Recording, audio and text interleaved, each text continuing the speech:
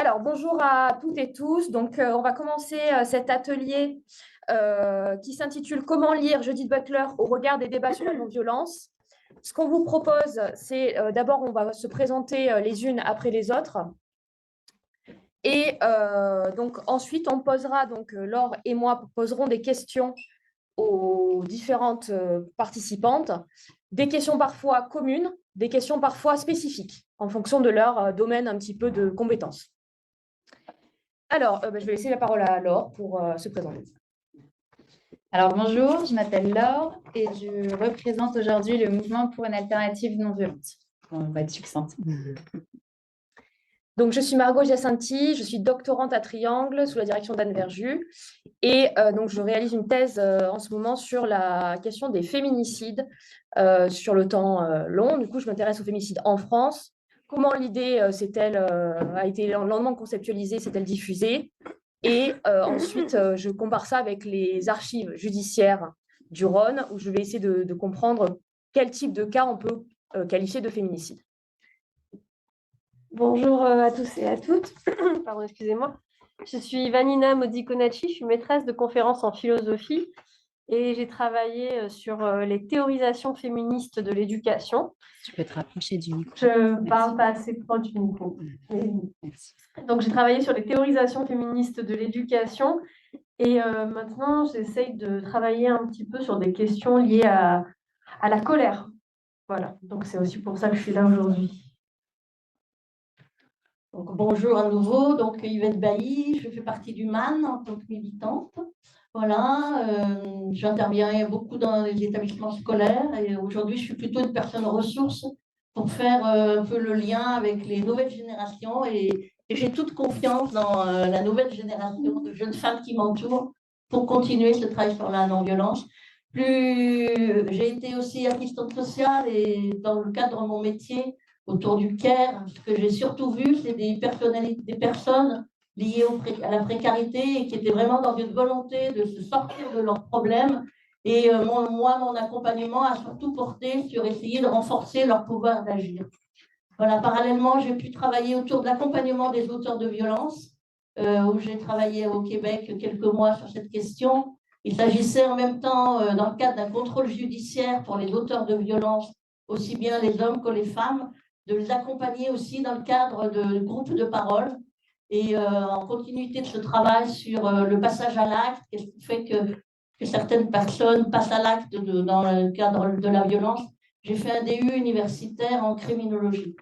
Voilà, donc ce double parcours de recherche, mais aussi surtout de militante, vraiment me confirme dans la force de la non-violence. Bonjour à toutes et à tous. Donc, je suis Pauline Boyer. Je suis membre du mouvement citoyen Alternativa et Action non-violente COP21. Donc, depuis plusieurs années, je suis engagée dans ce mouvement à temps plein avant et là en tant que militante un peu plus distante. J'ai découvert la non-violence dans la pratique sur le terrain. Et il y a quelques années, j'ai commencé à écrire dans la revue Alternative non violente. Et donc, je suis membre du comité d'orientation et depuis peu directrice de publication de la revue Alternative non violente.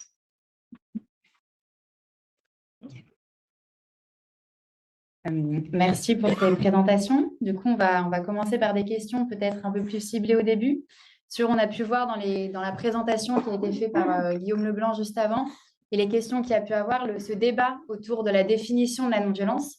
Et donc, j'aimerais citer deux phrases de Judith Butler. La première, c'est « Comment définir et caractériser la violence quand tout ce qui est appelé violence est considéré comme violent à partir d'une perspective particulière ancrée dans un cadre de référence ?»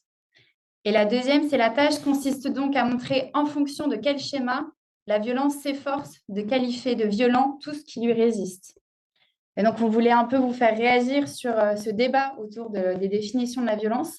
Et donc, peut-être que Pauline, vous pourrez revenir sur des termes et des thématiques liées, comme l'agressivité, la colère, ou même la radicalité que vous développez dans votre livre. Alors, je me précise, on est mis du coup 7 minutes par intervenant, ça va être un peu court. Donc, voilà, si vous pouvez respecter, c'est peut-être ça.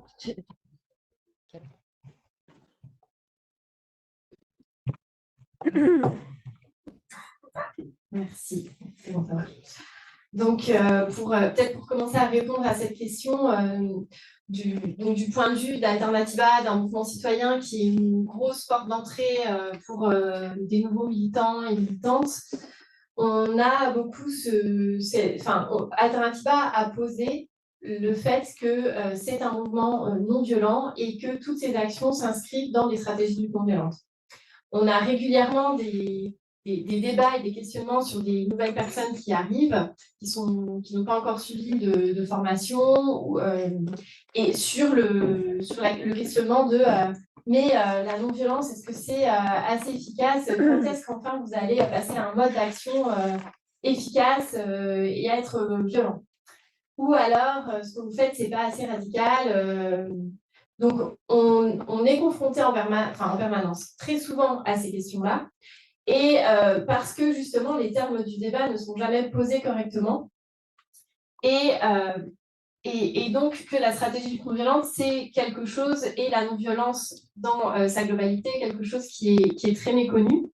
Donc, nous, déjà, ce qu'on a fait, c'est qu'on a posé arbitrairement le cadre de nos actions non violentes, c'est-à-dire qu'on pose la limite dans nos actions donc pas de violence physique, pas de violence verbale, pas de destruction matérielle, sauf si elle est consentie par le groupe et qu'on pense qu'elle va servir le message. Donc, on a cette ligne-là qui, en fait, arrive à la ligne de le respect de la vie sous toutes ses formes, le respect de l'intégrité des êtres humains et de la vie humaine.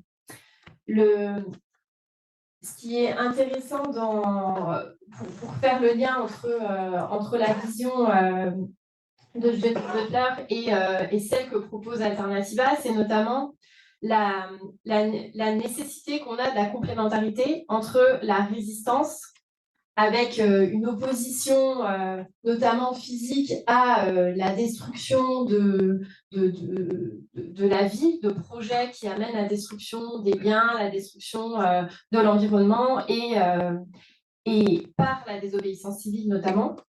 Et en même temps, la proposition et la construction d'un autre mode de vie avec même des dynamiques des fois de régénération.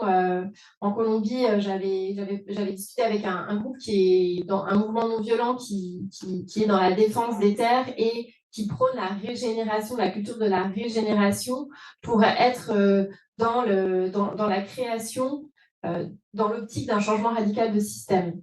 Et donc, on arrive à cette radicalité qui est pour nous le changement du système à la racine, c'est-à-dire qu'on vient interroger toutes les bases sur lesquelles sont fondés le système et on voit qu'on peut faire des liens entre les féminicides, comme on vient d'en parler, la destruction de l'environnement, l'effondrement de la biodiversité, le dérèglement climatique, parce qu'elles partent à la base de schémas de domination structurelle et c'est ça qu'on vient interroger dans nos actions.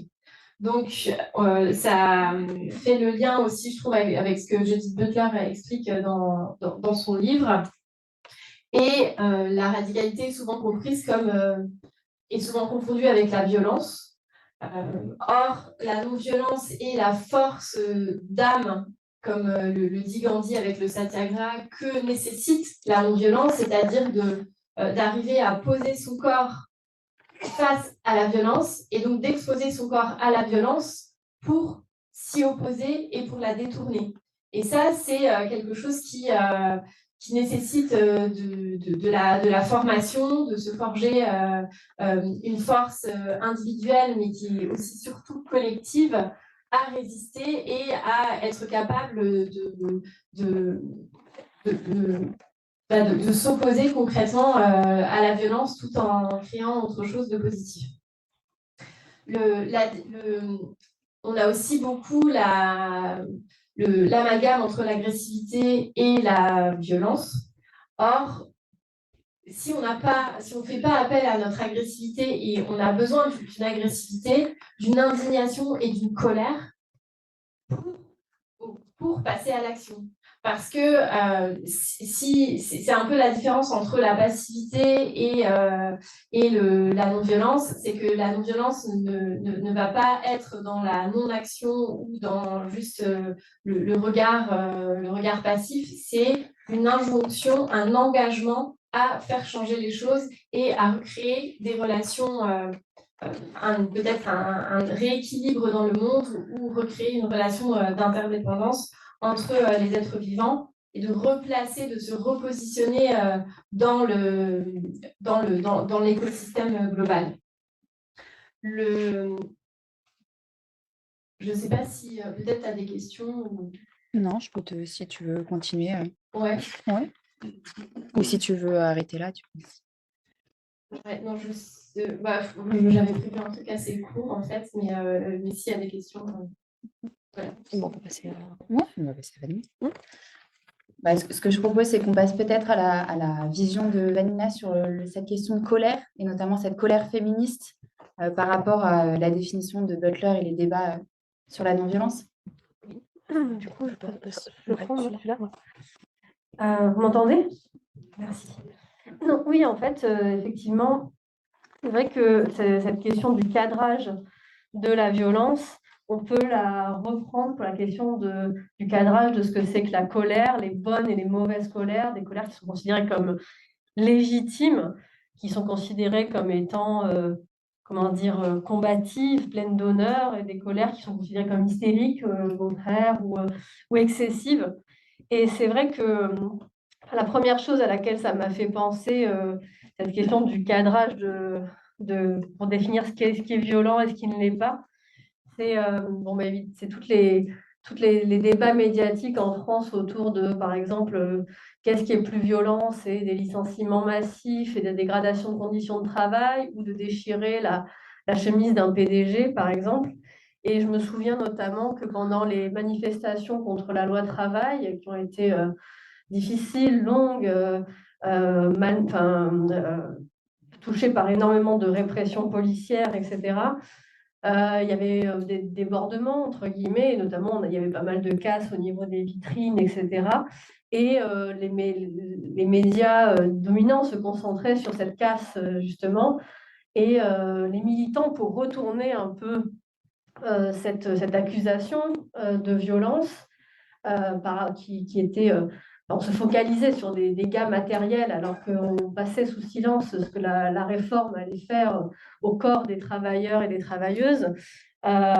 Les militants avaient fait une espèce de trait d'humour noir qui est que, vous savez, quand il y a un drame, on dit toujours « penser pour les familles des victimes ». Et là, ils avaient fait, je me souviens, une pancarte avec écrit « penser pour les familles des vitrines ». Et donc, c'était une façon un petit peu de retourner ce cadre, de reprendre le cadrage de la violence par l'humour. Et c'est vrai que Butler le dit bien elle-même qu'il s'agit aussi de compter dans la violence tout ce qui est une attaque contre la structure de l'être. Donc, ça veut dire, je la cite, c'est pas seulement les coups physiques, mais c'est toutes les formes structurelles de violence qui prélèvent leur tribut sur le corps, l'usent, l'épuisent, déconstituent son existence corporelle. Donc en fait, cette question du cadrage de la violence du point de vue de l'hégémonie de certaines définitions, de l'injustice aussi épistémique que peuvent subir certains groupes, elle me semble fondamentale. Et elle est aussi fondamentale pour appréhender la colère. Qu'est-ce qui est une colère juste? Qu'est-ce qui est une colère qui n'est pas juste? Quelles sont les personnes qui ont le droit d'être en colère, d'exprimer leur colère, et quelles sont celles qui n'ont pas le droit? Et j'avais gardé j'ai pris quelques citations dans des textes de nature très différente sur la colère, et j'aurais voulu vous en lire au moins une ou deux. Je vais commencer avec deux extraits d'un texte de Taous Merakchi. C'est un texte qui est paru il n'y a pas très longtemps, il y a quelques mois, qui s'appelle Vénère. Être une femme en colère dans un monde d'hommes. Donc, c'est une essayiste, une blogueuse qui écrit vraiment sur son vécu. Et il y a deux extraits qui me semblent intéressants. Je vous les lis. J'ai besoin qu'on souffle collectivement sur nos braises, qu'on attise nos flammes personnelles et celles des voisines, qu'on s'entraide, qu'on soit chacune le soufflet de l'autre pour créer un gigantesque brasier. Je trouve merveilleux de voir une femme hurler « La honte !» en pleine cérémonie des Césars et claquer la porte, à la fois littéralement et figurativement. Les gens aiment bien dire que l'indifférence vaut mieux que la haine, parce que la haine signifie qu'on ressent encore quelque chose, alors que l'indifférence, c'est être au-dessus de tout ça. Sauf que tout ça est tellement énorme en ce qui nous concerne que l'indifférence risque de nous consumer et de nous tuer. C'est justement parce qu'il y a trop d'indifférence qu'on n'avance pas aussi vite qu'on aimerait. Et en fait, ce que je trouve intéressant, et je reviendrai peut-être là-dessus ensuite, c'est que, contrairement à ce que semble dire Butler à certains moments, la colère ou l'envie de violence n'est pas tellement un enjeu d'efficacité. C'est pas que ça, en tout cas. C'est aussi un enjeu de subjectivité et de subjectivation. C'est-à-dire que, avant de se demander si la colère nous permet d'être efficace ou pas, on peut se demander, est-ce que être en colère, ça ne me permet pas aussi de reconstruire ma subjectivité autrement que la façon dont on a essayé de me construire, comme étant forcément résigné, comme étant forcément indifférent, voilà, parce que l'indifférence vaudrait mieux, comme étant forcément passif ou passive. Et si j'ai le temps de reparler de l'autodéfense féministe ensuite, je voudrais revenir là-dessus, sur le fait que la colère, c'est aussi une forme de subjectivation. D'accord. Si tu veux, Il te reste il te reste une minute si tu as envie. Sinon. Ah non, mais quand j'aurai plus de temps, j'en reparle. Ok, super. Merci. Bah, je vais laisser peut-être Yvette donner son point de vue. Et après, on pourra peut-être poser des questions plus précises ou puis si préciser vos propos. Ah bah, oublie le micro. Ah ouais, pardon. On va faire. Je pense qu'il est important de distinguer la violence et la force. Toute violence est une force, mais toute force n'est pas une violence. La violence renvoie à une notion d'abus, de démesure. La violence est une atteinte à l'intégrité physique, morale, psychologique et à la dignité de l'être humain. La violence est une force qui tend à blesser, à détruire, à anéantir.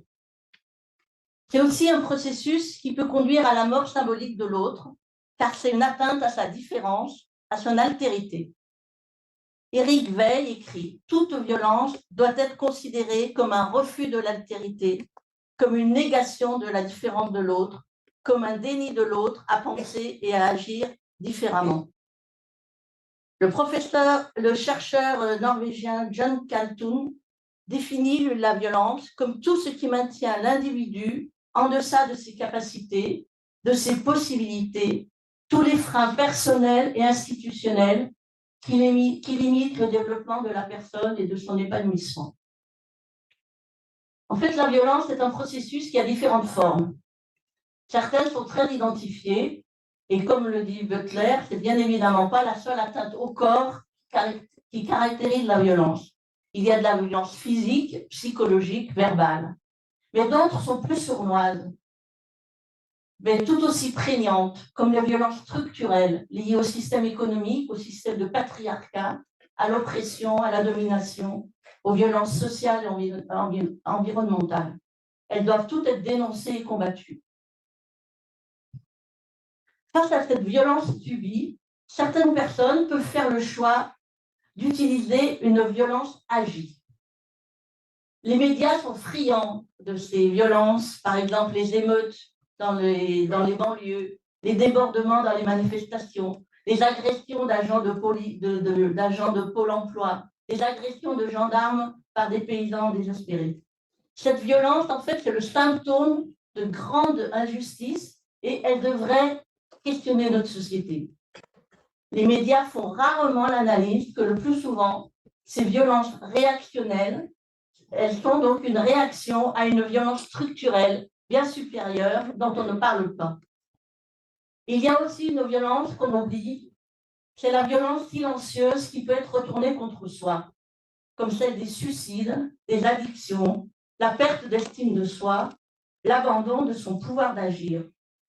Souvent, c'est le résultat d'un long processus de soumission et de non-respect de ses émotions, notamment de sa colère, de ses besoins et de ses droits. On va par rapport à Judith Butler, c'est peut-être intéressant de voir aussi comment elle a travaillé avec d'autres philosophes, entre autres, elle cherche à prendre au sérieux le potentiel destructeur qui est un élément constitutif des relations sociales.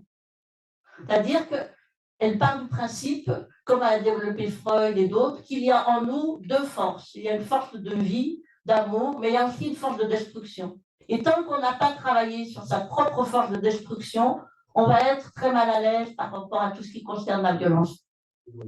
Ah oui, ça résonne un peu. Ouais, pas trop fort. Excusez-moi, c'est la conviction. Donc, sur cette question de est-ce que l'homme est caractérisé par sa destructivité, son envie de dominer, son envie d'avoir du pouvoir. Donc, elle interroge à ce sujet des différents penseurs du XXe siècle, Mélanie Klein, Walter Benjamin, comme on en a déjà parlé, Frantz Fanon et Michel Foucault. Et surtout, elle a regardé les correspondances qui ont eu lieu entre Freud et Einstein dans les années 1931-32, et donc en plein montée du fascisme. Et donc, leurs échanges portaient, et voilà leur conclusion, sur cette question de la destructivité. Ils ont conclu qu'il y a deux possibilités pour mettre un frein à la destructivité. L'une dit que nous devons nous éduquer les uns des autres à des formes de conscience qui inculquent une répulsion morale à l'égard de la violence. L'autre considère que nous devons encourager et favoriser les liens d'amour pour vaincre la pulsion de mort. En fait, c'est sur ce postulat que le MAN est engagé depuis de nombreuses années sur l'éducation, sur les actions éducatives, aussi bien auprès d'enfants, d'adultes, pour essayer de proposer des outils pour la régulation des conflits. Parce qu'en fait, on est persuadé que le conflit, c'est une chance dans notre vie. Heureusement qu'on n'est pas tous d'accord, mais que très souvent, la violence est issue d'un conflit qui est mal géré. Donc, dans les interventions qu'on fait dans les écoles, auprès d'enseignants, auprès d'adultes, on va travailler beaucoup sur la régulation non violente des conflits. Et sur quoi ça porte la régulation non violente des conflits? Ça porte sur l'estime de soi, la confiance en soi, l'empathie, la coopération et la solidarité. Et on travaille énormément sur les émotions avec les enfants, sur la peur, sur la colère qui est légitime. Et on questionne comment faire pour que cette colère ne devienne pas de la violence. Voilà, donc on fait des ateliers où on va justement faire progresser chacun dans l'estime de soi, dans le fait que dans un conflit, comment ne pas avoir peur du conflit, hein? Parce qu'on peut se dire, il vaut mieux que je me taise, ou il vaut mieux que je m'impose. Non, il y a une troisième voie qui, par la régulation non violente des conflits, va permettre de faire en sorte qu'on va se faire respecter, on va respecter l'autre et on va trouver des solutions innovantes qui conviennent aux deux parties. Merci. Merci beaucoup à toutes les trois. Alors, on va passer maintenant sur des questions un peu plus, disons, spécifiques, un petit peu à vos domaines de compétences. Et je vais commencer par une question donc, pour Vanina. Alors, vu qu'on a le temps là, on vous laisse un petit peu plus de temps, donc 7 minutes pour y répondre. Alors, tout à l'heure, dans l'intervention de Guillaume Leblanc, on a eu donc ce moment où il a parlé donc de l'autodéfense. Je vais vous lire la citation de Butler, parce que comme ça, moi, ça permet un peu que tout le monde l'ait en tête. Beaucoup à gauche disent croire à la non-violence, mais font une exception pour l'autodéfense, la défense de soi. Si le soi que je défends est moi, mes parents, d'autres personnes de ma communauté, de ma nation ou de ma religion, ou celles qui ont un langage commun avec moi, alors je suis une communautariste inavouée qui préservera, semble-t-il, la vie des personnes qui sont comme moi, mais certainement pas celles qui ne sont pas comme moi. Donc, c'est ce que dit Butler. Alors, dans les années 70, on a eu donc le mouvement de libération des femmes. Parmi elles, il y avait une tendance assez importante qui s'appelait les féministes révolutionnaires et qui sont donc matérialistes et qui ont, disons, fondé sur le modèle un peu marxiste la classe des femmes. Butler, ici, elle semble faire fi de cette analyse-là, du fait que les femmes, le mouvement des femmes s'est aussi constitué en classe pour soi, classe des femmes. Et donc, la question en lisant cette citation, moi, je me demandais si finalement le soi défendu est la classe des femmes, hein, pas seulement l'individu qui est votre sœur, votre mère, etc. Comment voilà, analyser cette citation à l'aune des analyses matérialistes. Et du coup, de ce point de vue-là, j'aurais aimé poser à Vanina la question de donc, la légitimité de l'autodéfense dans les mouvements féministes. Merci. Alors, je trouve intéressant parce que ce passage de Butler, parce que il est vraiment à mettre, à mon avis, en miroir et en contraste avec ce qu'écrit Elsa Dorlin, une autre philosophe, qui a bien lu Butler par ailleurs, sur l'autodéfense dans Se défendre, une philosophie de la violence. Notamment, quand on avait discuté de ce passage, j'avais été frappée de l'opposition entre cette idée que l'autodéfense est une forme, entre guillemets, de communautarisme inavoué, parce que qui dit autodéfense dit auto, donc définition d'un soi par différence avec d'autres, donc il va exclure des autres, et ce que dit Dorlin, par exemple, sur le Krav Maga. Il y a un chapitre dans Se défendre sur le Krav Maga, sur la généalogie du Krav Maga, et Dorlin montre que les premières techniques d'autodéfense, oui, les premières techniques d'autodéfense dans les communautés juives, donc qui ont donné aujourd'hui le Krav Maga, qui est donc je ne vais pas appeler ça ni un art martial ni un sport de combat, mais un ensemble de techniques pour se défendre qui est utilisé par l'armée israélienne, par exemple. En fait, si on remonte aux origines de ces techniques d'autodéfense, il faut aller les chercher dans les communautés juives persécutées dans la Russie des tsars, communautés qui étaient soumises à des pogroms à répétition. Et ensuite, notamment, ça a été développé aussi au moment du ghetto de Varsovie, puisque il y avait un syndicat ouvrier juif qui essayait d'apprendre l'autodéfense dans son syndicat et en dehors, qui était le Bund, et qui avait vraiment essayé de démocratiser ces techniques, notamment au sein du ghetto. Et l'idée, c'était que, en fait, cette autodéfense dans le ghetto de Varsovie n'était pas du tout, là pour le coup, je reviens sur la question de tout à l'heure, en vue d'une efficacité, puisque tout le monde savait très bien que c'était sans espoir, entre guillemets, au sens où personne ne sortirait vivant de ce ghetto en cas d'émeute, en cas de révolte, et que personne ne pourrait renverser finalement cette oppression au sein du ghetto. Néanmoins, il y avait l'idée qu'il fallait mourir en se défendant, non pas dans une idée de morale héroïque, mourir les armes à la main, mais mourir en se défendant pour préserver finalement quelque chose comme de l'humanité qui était justement en train d'être ensevelie par le régime nazi. Et donc, en fait, il y a l'idée que se défendre sans considérer que cette autodéfense va permettre de survivre, mais se défendre quand on est dans un ghetto sous le régime nazi et qu'on est juif, c'est non pas faire œuvre de communautarisme, mais essayer de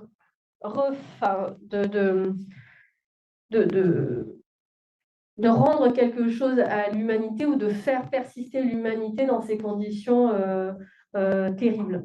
Donc je trouve que cette opposition est intéressante, c'est-à-dire qu'on a Butler d'un côté qui va y voir justement quelque chose comme un groupe qui va se différencier d'autres et donc peut-être un morcellement de l'humanité, alors que Dorlin, elle, l'analyse au prisme justement d'une persistance de l'humanité.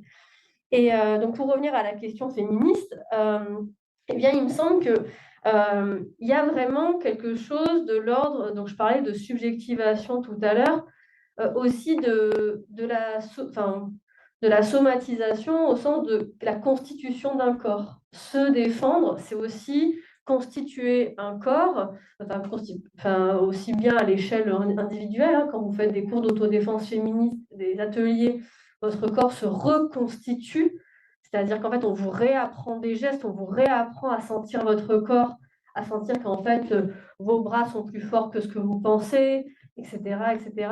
Mais aussi reconstituer un corps au sens d'un corps solidaire de femmes qui se reconnaissent. Vous voyez, je vous ai lu l'extrait de Taous Merakchi tout à l'heure, qui disait donc je veux qu'on souffle sur les braises les unes des autres. Vous remarquez que tout de suite, il y a l'idée quand même de la constitution d'un corps. Alors, Butler, elle aborde le soi plutôt du côté psychique. En fait, c'est vraiment un self très psychique, alors que Dorlin, elle, l'aborde vraiment beaucoup plus par le biais du corps. D'ailleurs, l'introduction s'intitule « Ce que peut un corps ». Et il me semble que le prendre par le biais du corps, ça permet de comprendre comment on fait corps avec les autres femmes, par exemple, comment on refait corps, comment on reconstitue son corps contre la dissolution, justement, de ce corps. Et je voudrais vous lire encore un autre extrait d'un autre texte que je trouve très beau, qui est un texte de Audre Lorde, qui est donc une poétesse et théoricienne féministe afro-américaine et lesbienne, qui a écrit un texte qui s'appelle Les usages de la colère en 1981. Donc je vous lis 2 extraits.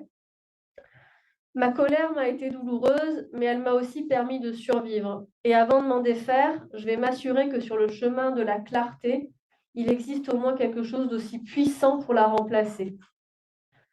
J'ai léché les lèvres d'une louve, la colère, et je m'en suis servi pour illuminer, rire, protéger, mettre le feu en des lieux où il n'y avait ni lumière, ni nourriture, ni sœur, en des lieux sans merci. Nous ne sommes pas des déesses, ni des matriarches, ni les édifices du pardon divin. Nous ne sommes pas les doigts de feu du jugement dernier, ni des instruments de flagellation.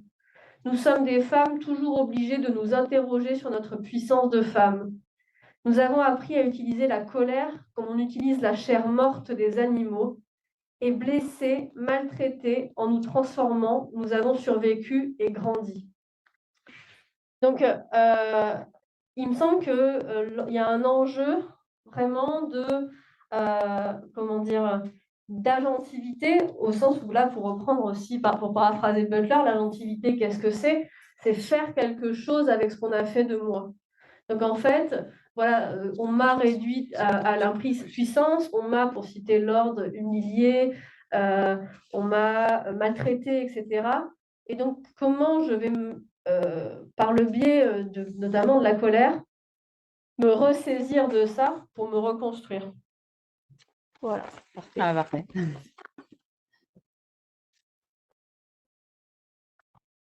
Merci pour cette explication. Dans un second temps, là, on voulait revenir sur cette notion de rapport de force qui, dans la non-violence, est considérée comme une base. Et vous posez la question, les questions suivantes. Peut-il y avoir de rapport de force sans violence? Et la non-violence peut-elle nous permettre d'établir un ou des rapports de force? Et donc, j'ai peut-être laissé Pauline et Yvette. On vous laisse un quart d'heure toutes les deux. Merci. À 2. Oui, à 2. Ah oui, à 2. En fait, la non-violence, c'est la recherche c'est une façon d'agir qui permet de lutter sans violence contre toutes les formes de violence. La force de la non-violence, c'est la création d'un rapport de force. Et je crois que c'est une notion très importante qu'on développe. C'est-à-dire que ce n'est pas de la passivité et qu'on va utiliser, on va faire pression, on va contraindre. Voilà, c'est tout un vocabulaire que peut-être quand on entend la non-violence, on ne comprend pas ça. Mais pour nous, c'est la création d'un rapport de force pour contraindre et éviter l'adversaire de nuire. On va s'attaquer à sa fonction, mais sans le détruire en tant que personne. Effectivement, il y a de la contrainte, il y a de la pression. On va chercher à modifier les rapports sociaux en refusant radicalement toute forme de domination et d'exploitation. Il s'agit de combattre tous ceux qui s'engagent dans la destruction sans reproduire leur propre destructivité, mais avec de la force. Et quelquefois, le terme non-violence, les gens l'entendent comme de la passivité. Gandhi disait, je préfère, face à de l'injustice, je préfère de la violence à la lâcheté. Donc, c'est-à-dire que ça nous engage à combattre les violences. Et pour combattre les violences, la force de la non-violence, ça va être de créer un rapport de force. Ça va être de dénoncer, ça va être de contraindre. Donc, ça peut être par des actions non violentes, de dénoncer. Mais à ce moment, on s'attaque à la fonction et pas à la personne. Je crois que c'est là que c'est très important. Hein, parce que si on s'attaque à la personne, comme le dit un peu Butler, je vais continuer sur ce que je voulais développer autour de moi. Pas mes feuilles.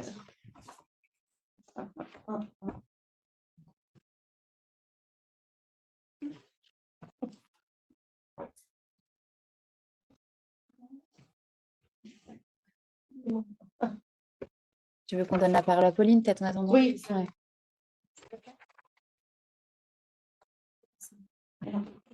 Bah, Pauline, ouais, je vais peut-être vous laisser la parole. D'accord. Je pense que c'était bien parce que je vais plus illustrer ce que tu as commencé à très bien dire. Je voudrais prendre l'exemple de ICOP, la lutte contre ICOP. ICOP, c'est le plus grand pipeline chauffé au monde qui est en projet de construction par deux entreprises, dont Total. Donc, ce pipeline s'étendrait entre la Tanzanie et l'Ouganda et produirait des millions de tonnes de gaz à effet de serre tous les ans, aboutirait au déplacement de au moins 100 000 personnes, menacerait la faune, la flore, le lac Victoria qui est à proximité et dont 40 millions de personnes dépendent de son eau pour avoir de l'eau potable, pour cultiver leurs terres. Donc, c'est un désastre, ce serait un désastre social, écologique, économique, environnemental et climatique. Et puis, à chaque fois qu'il y a des projets de ce type, il y a toutes les violences qui arrivent avec, notamment parce qu'il y a beaucoup d'hommes qui arrivent, donc il y a toujours des répercussions sur les vies des femmes.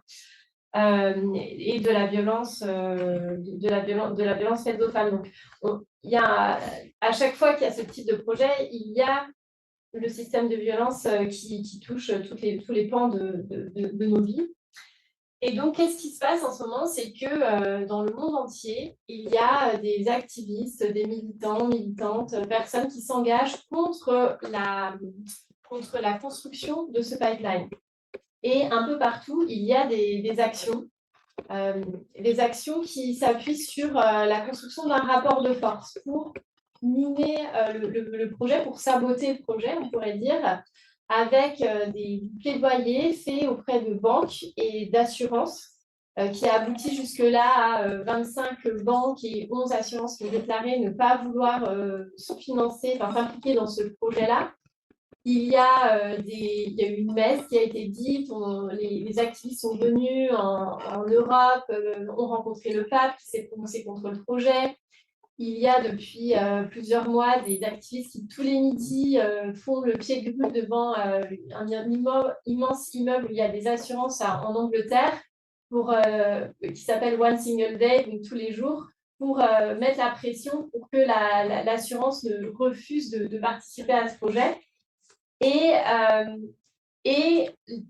en France notamment, donc il y a eu plusieurs intrusions et perturbations de réunions de Total, que ce soit des réunions privées avec des activistes qui arrivent avec des panneaux Stop ICOP, etc. Et récemment, donc le blocage de l'Assemblée générale de Total par différentes organisations, dont Greenpeace, Action Environnement COP21 et les Amis de la Terre. Et donc là, qu'est-ce qui s'est passé? Donc les gens sont arrivés, ont bloqué avec leur corps physiquement l'entrée de la salle de l'Assemblée générale. Et il y a eu des altercations avec les actionnaires qui arrivaient, où il y a eu jusqu'à des menaces de mort envers les activistes. Et ça a donné lieu à des propos surréalistes qui ont été largement relayés sur les réseaux sociaux, en tout cas. Et là, qu'est-ce qu'on fait? À ce moment-là, donc déjà, on peut distinguer la force corporelle, donc la force d'être ensemble accrochés devant la porte, et la violence que ça dénonce. C'est une manière de délégitimer la violence qui est à la fois la violence d'une compagnie, d'une industrie qui fonctionne pour des profits énormes, donc des milliards qui sont reversés aux actionnaires, et de par des activités destructrices de nos vies.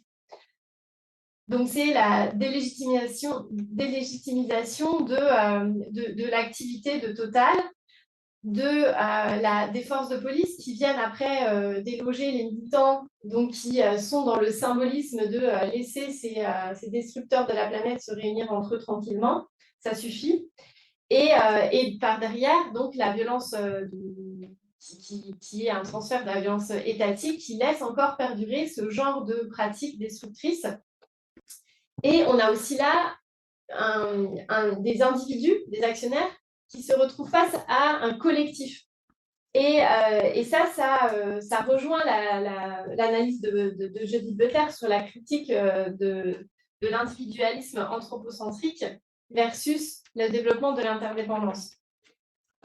Donc, on a ici, je trouve, une illustration assez forte d'une tentative de créer l'interdépendance, en tout cas dans l'action même, dans le fait que plein d'actions aient lieu un peu partout, qui ne sont pas forcément toutes coordonnées, mais qui se font toutes dans l'objectif que ce projet-là n'existe pas.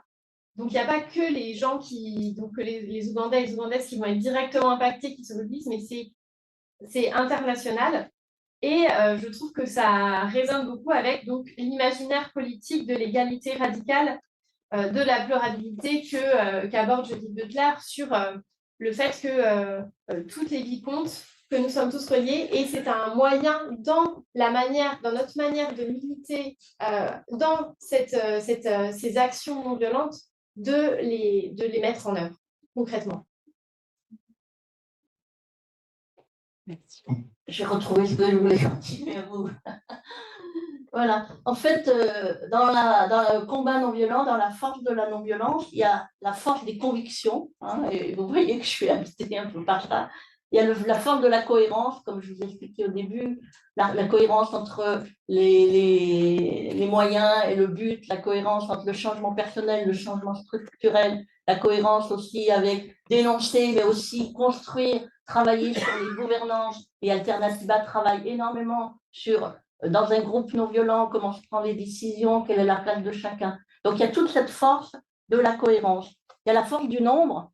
Parce qu'effectivement, je vois bien le petit gars qui arrive à sa conférence, ou par exemple, quand à Pau, il y a eu l'occupation aussi d'un colloque sur comment on pouvait encore un peu plus exploiter le pétrole. Eh bien, il y avait tout d'un coup plein de militants qui les accueillaient. Donc, il y a la force du nombre.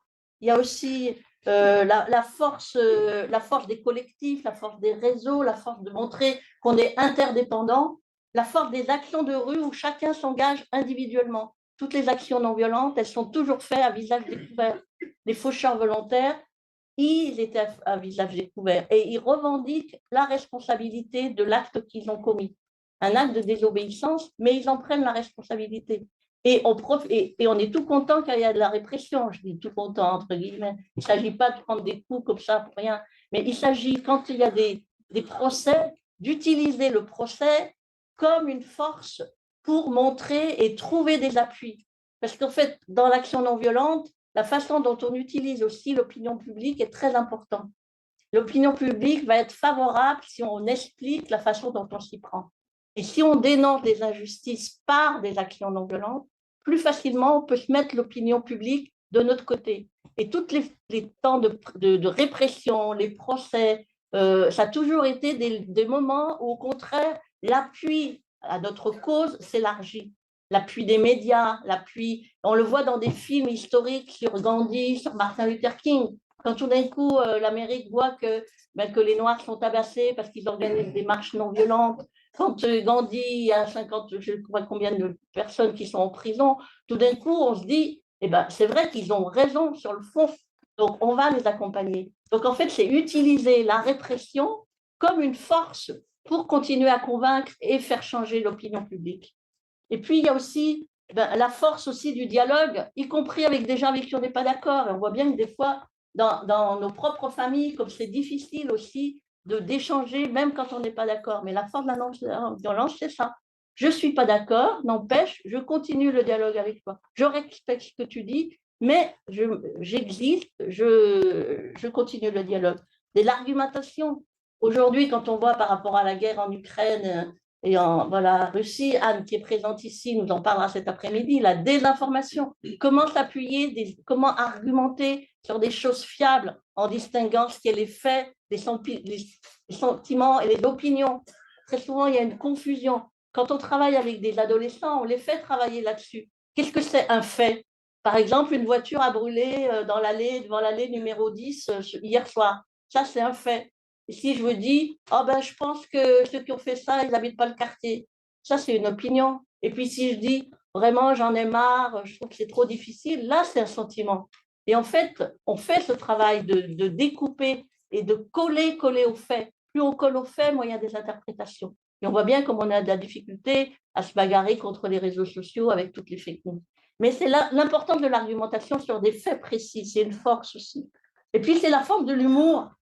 Tu nous en as parlé tout à l'heure par rapport aux vitrines. C'est-à-dire que, bon, pour revenir à des vieux slogans au Larzac, c'était faites la bourre, pas la guerre. Donc, vous voyez, c'était de l'humour comme ça, qui, tout d'un coup, les gens, ben, ça fait un peu tilt. Comme disait Guillaume Leblanc, ça déconstruit la question de la violence. Et on se dit, ben, on regarde autrement. Et on voit qu'on n'est pas sur le même champ, sur le même terrain que l'adversaire, puisqu'on est un peu en décalé, mais toujours dans le respect aussi de l'adversaire. On distingue adversaire et ennemi. Nous, on n'a pas d'ennemis, mais on a des adversaires. Et des adversaires qu'on va combattre avec beaucoup de vigueur et beaucoup de force. Je crois que j'ai terminé mon temps. Parfait. Alors, peut-être une dernière question un petit peu pour conclure. Donc là, c'est un petit peu si celles qui veulent y aller, y vont.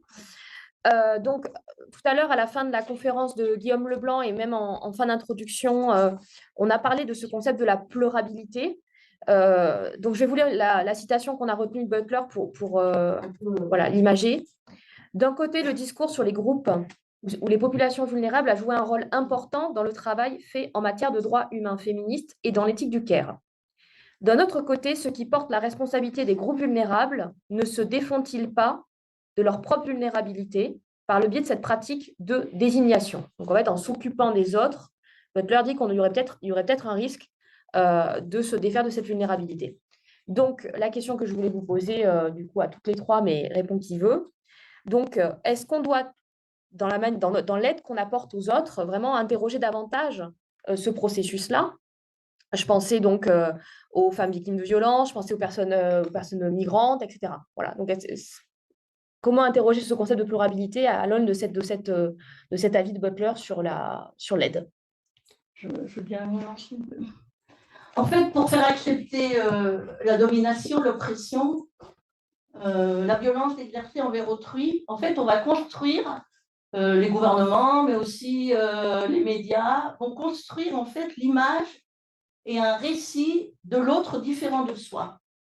Et cet autre différent de soi, petit à petit, on va décréter qu'il ne fait plus partie de la nature humaine. C'est un sous-humain.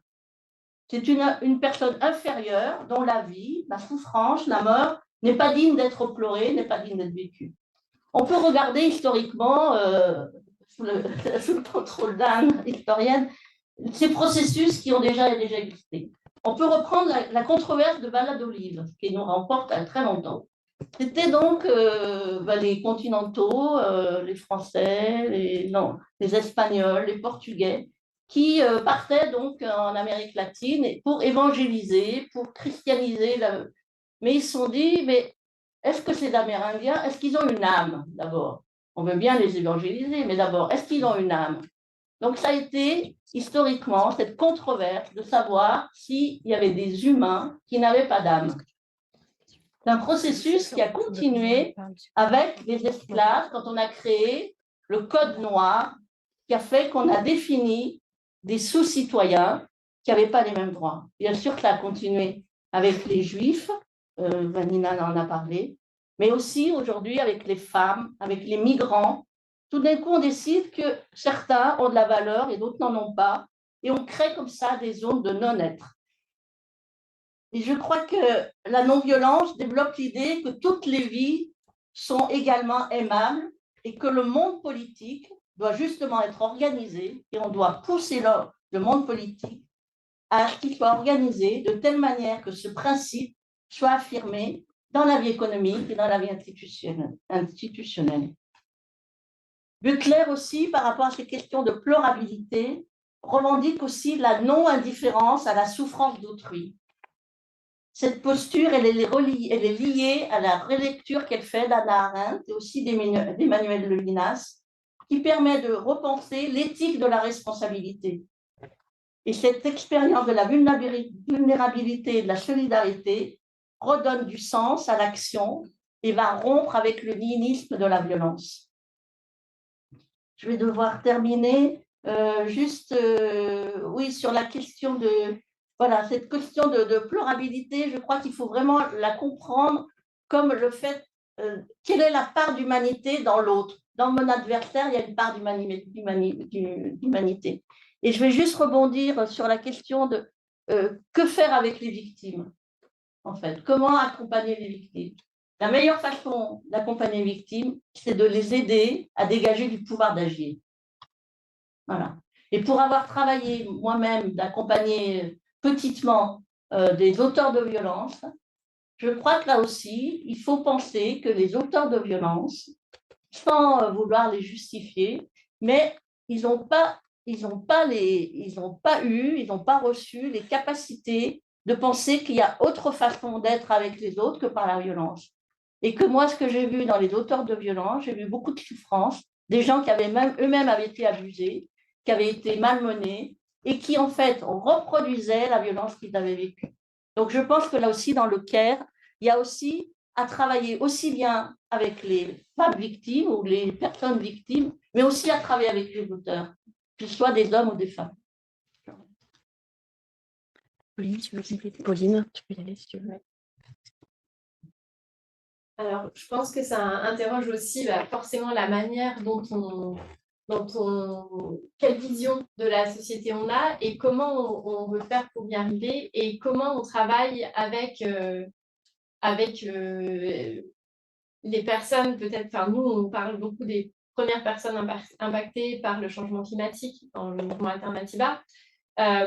Il y a récemment une expérimentation, enfin un mouvement qui a été lancé au Pays Basque qui s'appelle le mouvement ALDA et donc qui a été lancé par notamment BC qui avait déjà lancé Alternativa, donc qui aime lancer des expérimentations avec la question de comment est-ce qu'on fait pour militer avec des personnes issues des quartiers populaires avec qui on n'a pas forcément de relations, avec qui, comment est-ce qu'on fonctionne.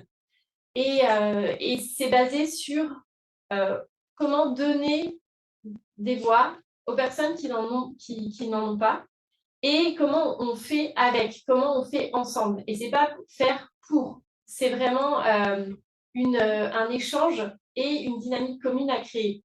Et donc, ALDA, en quelques mois, a gagné des victoires énormes parce que, en fait, la première chose qu'ils ont faite, c'est poser la question, faire des enquêtes. Qu'est-ce qui se passe dans votre vie quotidienne? C'est quoi vos problèmes? Et ce qui s'est avéré, la réponse majoritaire, c'était le logement. On ne trouve plus de logement au Pays Basque. Et donc, après enquête, c'était que Airbnb, des propriétaires via Airbnb préemptaient une énorme partie des logements. Et donc, ces logements avaient été donc rénovés et sont loués pour des courtes durées et avec une pratique déviante qui fait qu'ils faisaient signer des faux baux aux gens pour 8 mois pour les avoir en été, pour pouvoir les louer en Airbnb en été. Donc, les gens se retrouvaient dehors. Donc, bref, je la fais courte parce que je vois beaucoup de temps.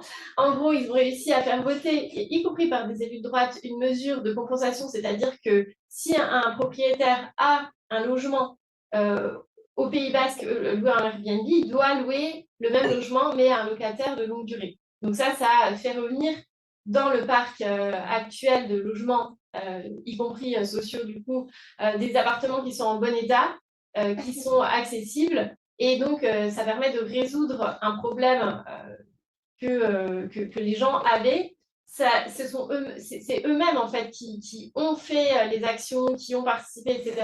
Et donc, c'est un moyen de revoir comment est-ce qu'on aborde la lutte ensemble pour arriver à embrasser aussi toutes les complexités des crises écologiques et sociales, puisqu'elles sont complètement liées et que dans ce cas-là, on évite une bétonisation des terres et on remet à disposition des logements qui ne sont pas insalubres, qui sont énergétiquement corrects dans le parc locatif.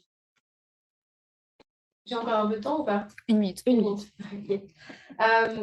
C'est aussi il y a beaucoup d'interventions d'ONG, notamment en Afrique. Moi, je connais beaucoup d'activistes africains avec qui j'ai eu des discussions là-dessus sur on ne fait pas des partenariats avec toutes les ONG parce qu'il y a des ONG qui viennent, qui font leur truc et qui s'en vont. Nous, on fait des partenariats avec elles quand on a les moyens de développer nos projets que nous, on a pensé parce qu'on sait de quoi on a besoin. Et notamment l'Union des associations de défense des droits des plus démunis au Mali a mené une lutte non violente pendant des années pour faire reconnaître le droit coutumier dans la loi foncière malienne. Parce que cette loi foncière était héritée de notre intervention colonialiste. Et c'était des lois postcoloniales qui étaient calquées sur le modèle européen, qui est totalement inadapté à la culture malienne. Et donc, ce sont des personnes qui vivent de leur terre, qui n'ont pas forcément de revenus, mais c'est ce qu'ils cultivent, ils s'échangent, etc. Et c'est leur base pour vivre. Et donc, cette lutte-là a été menée, a été victorieuse. Et aujourd'hui, dans la loi malienne, il y a une consultation obligatoire des communautés pour le savoir, toute intervention sur leur terre. Et ça, c'est aussi, et avec l'aide d'organisations internationales. Mais c'est la manière dont on aide, dont on fait avec, je pense que l'aide, peut-être, il faut vraiment questionner ce terme, dont on fait avec et dont on s'enrichit mutuellement, qui est la voie à suivre pour accélérer les changements dans ce monde interdépendant dans lequel nous vivons. Eh bien, je crois qu'il n'est pas allumé. Il n'est pas allumé. C'est bon? Non, c'est bon. Si, c'est bon. Sur cette question du déni de vulnérabilité, moi, je trouve que il y a une façon de le voir qui est un peu différente, qui est celle de Christine Delphi, qui justement, en fait, essaye de montrer que peut-être parfois abandonner la colère, notamment, c'est aussi c'est une forme de déni de sa propre responsabilité. Ça me permet de faire le lien avec la question de la classe des femmes. Et en plus, de ce point de vue-là, moi, ça me touche particulièrement parce qu'elle parle des féministes universitaires, des féministes intellectuelles qui, parce qu'elles intellectualisent les problèmes du sexisme, des violences faites aux femmes, etc., en les dépassionnalisant et en les intellectualisant, elles cessent d'être en colère. Et Delphi dit c'est un problème, et je la cite, « Avant même d'y chercher les intérêts de la science, nous y trouvons une protection contre notre propre colère. Car il n'est pas facile, contrairement à ce qu'on croit, d'être et surtout de rester en colère. C'est un état douloureux, car rester en colère, c'est garder à l'esprit en permanence la cause de cette colère, c'est nous souvenir sans cesse de ce que nous voulons, de ce que nous devons oublier au moins par moment pour pouvoir survivre, que nous sommes, nous aussi, des humiliés et des offensés. Mais pour nous, intellectuels, l'oublier, ne fût-ce qu'un instant, c'est abandonner le fil qui nous relie à notre classe de femmes, le garde-fou qui nous empêche de basculer du côté de l'institution, du côté de nos oppresseurs. » Donc je trouve ça intéressant que chez Delphi, une forme de déni de vulnérabilisation, au sens d'une vulnérabilisation liée aux conditions sociales, passe avec le fait de décolérer. En fait, c'est un peu en décalage par rapport à Butler. Et je voudrais aussi encore vous finir en vous disant un autre extrait, et je le fais rapidement, de quelqu'un qui considère que par contre, oui, c'est peut-être pas plus mal d'être dans le déni de vulnérabilité. Alors c'est drôle parce que j'aurais voulu, si j'avais le temps, vous parler d'un livre qui est sorti chez Hors d'Atteinte qui s'appelle « On ne va pas y aller avec des fleurs, violence politique des femmes témoignent ». Mais du coup, comme je n'ai pas le temps, je ne vais pas vous parler de « On ne va pas y aller avec des fleurs », je vais vous parler de « Il faut sortir les couteaux ». Je vous lis, c'est un texte de Christiane Rochefort, donc qui a été utilisé, écrit pour faire office de préface au Scum Manifesto de Valérie Solanas. Valérie Solanas, pour resituer, c'est une féministe radicale qui a essayé d'assassiner Andy Warhol. Puisqu'on dit le féminisme n'a jamais tué, le machisme tue tous les jours. Il a failli à un moment donné. Bref, donc je vous lis juste ce tout petit texte et je m'arrête là. Il y a un moment où il faut sortir les couteaux. C'est juste un fait purement technique. Il est hors de question que l'oppresseur aille comprendre de lui-même qu'il opprime, puisque ça ne le fait pas souffrir. Mettez-vous à sa place. Ce n'est pas son chemin. Le lui expliquer est sans utilité. L'oppresseur n'entend pas ce que dit son opprimé comme un langage, mais comme un bruit. C'est dans la définition de l'oppression. En particulier, les plaintes de l'opprimé sont sans effet, car naturelles. Pour l'oppresseur, il n'y a pas d'oppression forcément, mais un fait de nature. Aussi est-il vain de se poser comme victime. On ne fait par là qu'entériner un fait de nature, que s'inscrire dans le décor planté par l'oppresseur. L'oppresseur qui fait le louable effort d'écouter, libéral intellectuel, n'entend pas mieux. Car même lorsque les mots sont communs, les connotations sont radicalement différentes. C'est ainsi que de nombreux mots ont pour l'oppresseur une connotation jouissance et pour l'opprimé une connotation souffrance, ou divertissement corvée, ou loisir travail, etc. Allez donc causer sur ces bases. C'est ainsi que la générale réaction de l'oppresseur qui a écouté son opprimé est en gros « Mais de quoi diable se plaint-il » Tout ça, c'est épatant. Au niveau de l'explication, c'est tout à fait sans espoir. Quand l'opprimé se rend compte de ça, il sort les couteaux. Là, on comprend qu'il y a quelque chose qui ne va pas, pas avant. Le couteau est la seule façon de se définir comme opprimé, la seule communication audible. Peu importe le caractère, la personnalité, les mobiles actuels de l'opprimé, c'est le premier pas réel hors du cercle. C'est nécessaire. Christiane Rochefort.